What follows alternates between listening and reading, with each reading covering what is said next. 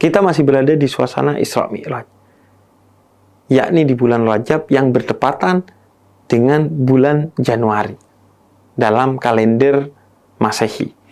Dan pesan utama dari Isra Mi'raj itu adalah sholat. Begitu pentingnya sholat sehingga ia diwajibkan bukan melalui wahyu, tapi Nabi dipanggil langsung untuk bertemu dengan Allah, di mana Allah menyampaikan langsung perintah sholat itu kepada Nabi Muhammad. Ada satu hukum yang sejak pertama kali manusia diciptakan telah diberlakukan kepada manusia itu, yaitu Nabi Adam. Hingga akhir dunia ini kewajiban itu akan tetap diperintahkan kepada manusia tersebut. Dan hukum atau kewajiban tersebut adalah sholat. Ada banyak sekali ayat dalam Al-Quran, di antaranya surat Thaha ayat 132 yang berbicara tentang perintah sholat yang bukan hanya kepada Nabi Muhammad dan kaumnya, tapi Nabi dan Rasul semuanya sejak Nabi Adam dan kepada seluruh kaumnya. Bedanya hanya di cara sholatnya, tapi semuanya diperintahkan untuk sholat.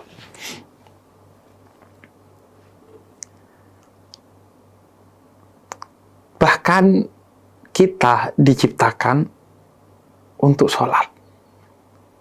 Wa ma khalaqtul jinna wal insa illa liya'budun. Begitu kata Allah. Tidak aku ciptakan jin dan manusia kecuali untuk beribadah. Dan di antara ibadah yang paling utama itu adalah sholat. Kenapa gue bilang ibadah yang paling utama? Karena dalam sholat, semua rukun Islam ada di dalamnya. Dalam sholat ada syahadat, lu bersyahadat ketika sholat. Dalam sholat ada puasa, lu gak boleh makan dan minum, kalau enggak sholat lu akan batal. Dalam sholat ada zakat, lu memberikan waktu yang seharusnya bisa lu gunain untuk yang lainnya, melainkan untuk sholat. Dan dalam sholat ada haji karena sama-sama menghadap dan berfokus kepada Ka'bah. Yang tahu kita adalah yang menciptakan kita. Sebagaimana yang tahu fungsi kamera adalah yang pertama kali bikin kamera. Yang bikin kamera kemudian bikin panduan cara dan fungsi menggunakan kamera. Ada guidance book-nya biasanya.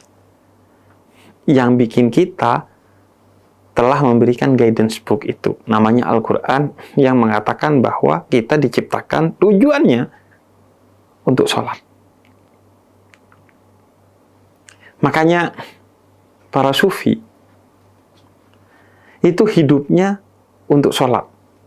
Mereka full time sholat, yang lainnya hanya buat mengisi waktu kosong di luar waktu sholat. Makanya mereka sholat subuh sampai selesai dan kemudian mengisi waktu karena nunggu sholat duhur. Dan kemudian sholat duhur sampai selesai, kemudian mengisi waktu entah dengan bekerja atau menimba ilmu hanya karena untuk nunggu sholat asar dan begitu seterusnya. Makanya full hidup mereka itu adalah sholat hingga mereka mati dalam keadaan sholat. Baik sholat secara ritual maupun sholat hatinya dalam konteks sedang menunggu sholat. Bahkan menurut para spiritualis muslim atau sufi, surga itu abadi bagi kita, padahal kita ngelakuin kebaikannya cuman mungkin 80 tahun kalau umur kita segitu, atau lebih atau kurang sesuai umur kita. Tapi surganya itu abadi karena kita dihitung hidup dalam ibadah.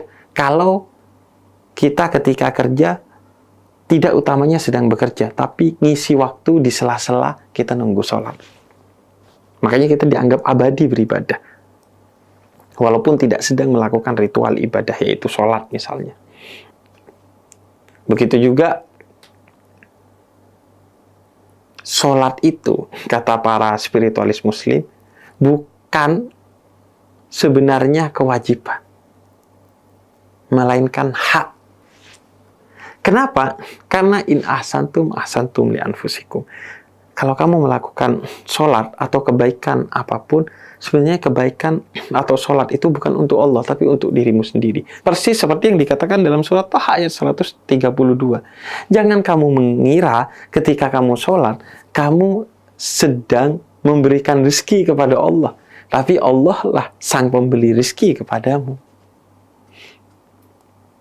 Buktinya, ada orang yang nggak sholat, tetap Allah kasih rezeki.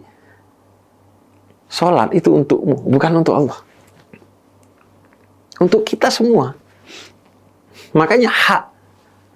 Karena kalau nggak sholat, kita yang rugi. Kita yang konyol. Kita yang berantakan hidupnya. Bukan hanya di akhirat, tapi di dunia. Makanya, sholat itu sebenarnya buat kita. Buat pertama, healingnya kita. Karena ketika Nabi dimi'rajkan, Nabi itu dalam keadaan bersedih lantaran ditinggal wafat oleh pamannya tercinta, yaitu Sayyidina Abu Thalib, dan istrinya tercinta, yaitu Sayyidah Khadijah. Maka kemudian beliau dimi'rajkan dan mendapatkan sholat. Dan sholat adalah mi'rajul mu'min.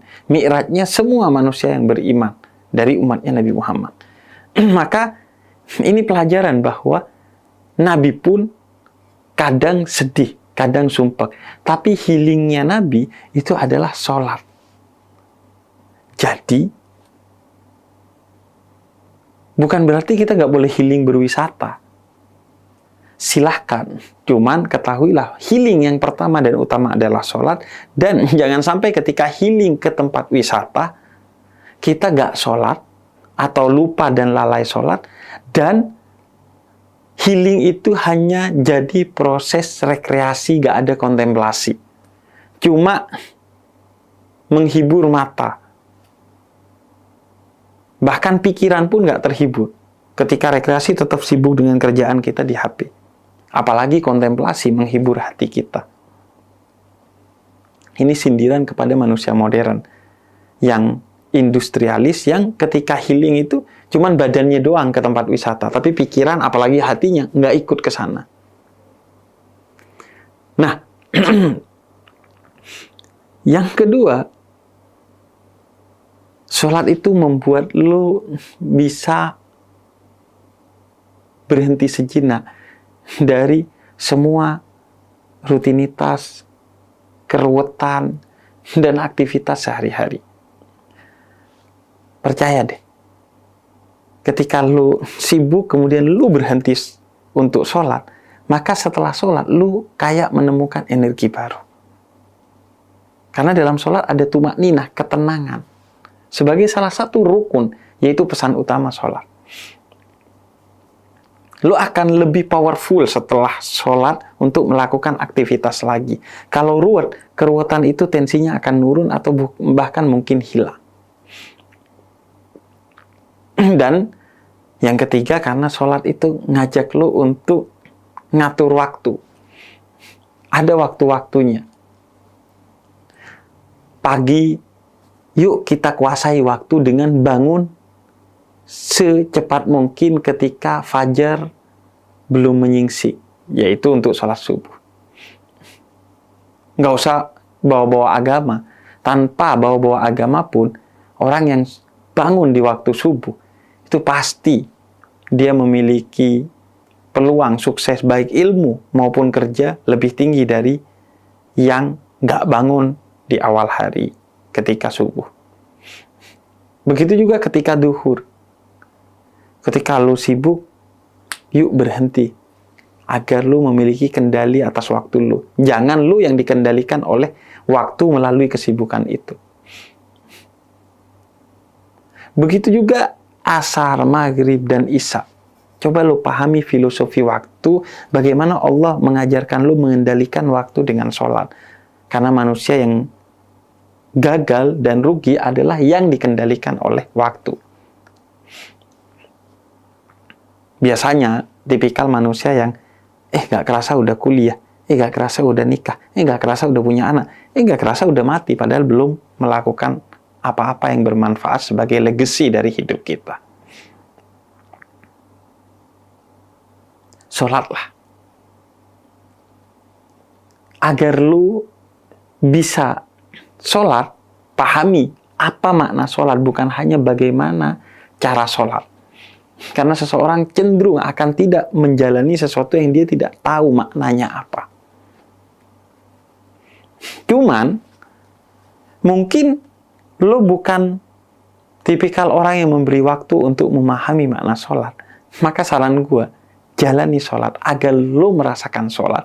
Karena pengetahuan dan pemahaman itu tidak hanya bersifat kognitif, yaitu dari akal kita, tapi bisa bersifat intuitif, yaitu dari rasa dalam hati kita. Maka jalani sholat agar lo tahu manfaat sholat. Bahkan bisa lebih paham. Karena orang yang memahami kopi dari pemahaman akalnya bahwa kopi itu minuman hitam yang cair, rasanya ada manisnya juga pahit, kadang kecutnya, pemahamannya masih relatif, mungkin 50 hingga 80%. Tapi begitu lu minum kopi, lu paham betul apa itu kopi. Begitu juga sholat. Sholatlah, nanti juga lu akan paham apa maknanya dan kenapa lu harus sholat. Persis sebagaimana perintah surat Toha ayat 132. Sholatlah dan ajaklah keluargamu untuk sholat, dan kata Allah, bersabarlah dalam sholat. Jangan lu masih sholat sehari, seminggu, sebulan, udah nanya, kok hidup gue masih gini-gini aja ya? Kok gue gak paham ya makna sholat apa ya? Kok gue gak ngerasain ketenangan ya? Bersabarlah. Makanya ada tumakninah, jeda untuk tenang dalam sholat. Tanpa lu bersabar dan merasakan ketenangan sholat, lu gak akan menemukan makna sholat. Karena itu jangan sholat di sela-sela waktu, tapi beri waktu untuk sholat. Sholatlah. Biarkan dunia menunggu. Karena dunia akan menunggu. Kalaupun dunia gak menunggu lu, karena misalnya kiamat tiba-tiba, atau lu mati tiba-tiba, bukankah kematian terbaik adalah saat sholat? Bukanlah kiamat terbaik bagi lu adalah saat lu sholat ketika kiamat? Sebagaimana Sa'labah, salah seorang sahabat mulia Nabi Muhammad yang bercita-cita mati dalam keadaan termulia dan Allah berikan kematiannya saat sholat.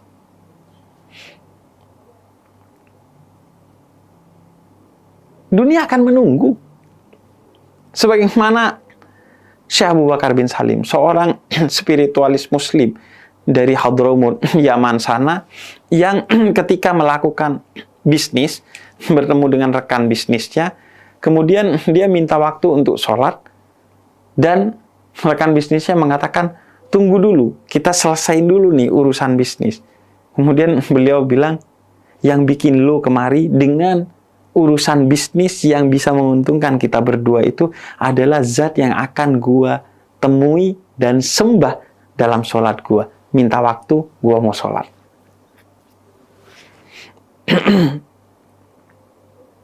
Dan bagaimana lu bisa pesimis dengan sholat, sedangkan sholat itu mi'rajul mukmin, pertemuan dan dialog dengan yang maha kuasa, pencipta, pengasih dan penyayang. Bagaimana lu bisa pesimis, kata Sayyidina Ali Zainal Abidin, cicit Nabi Muhammad, sedangkan yang akan lu temui dalam sholat itu adalah maha bos, yaitu Allah. Sehingga kata spiritualis muslim Imam Hasan al-Basri, kalau kau ingin Allah berbicara kepadamu, baca Al-Quran. Tapi kalau kau yang ingin berbicara kepada Allah, sholatlah. Lu dan semua ciptaan Allah terlalu lemah untuk menghandle urusannya sendiri. Nyium siku kita sendiri aja kita gak bisa kok. Sok-sokan mau ngurus semuanya sendiri. Maka beri waktu dengan sholat agar Allah yang mengurusnya. Karena terbukti kemarin-kemarin kita yang ngurus, semuanya berantakan. Maka sholat semacam waktu untuk kita ngecas dari pesimisme, dari kekecewaan, dari lemahnya hati, dari segala sesuatu, untuk lu nyandar sebentar kepada Allah agar lu dicas lagi.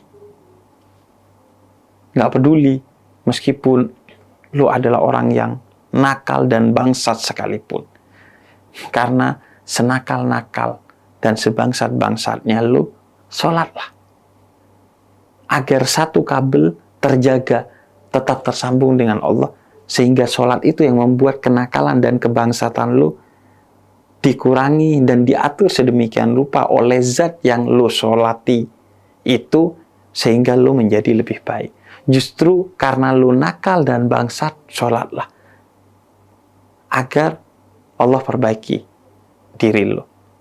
Bukan mandilah saat kita bersih. Enggak. Karena kita kotor, mandi agar bersih.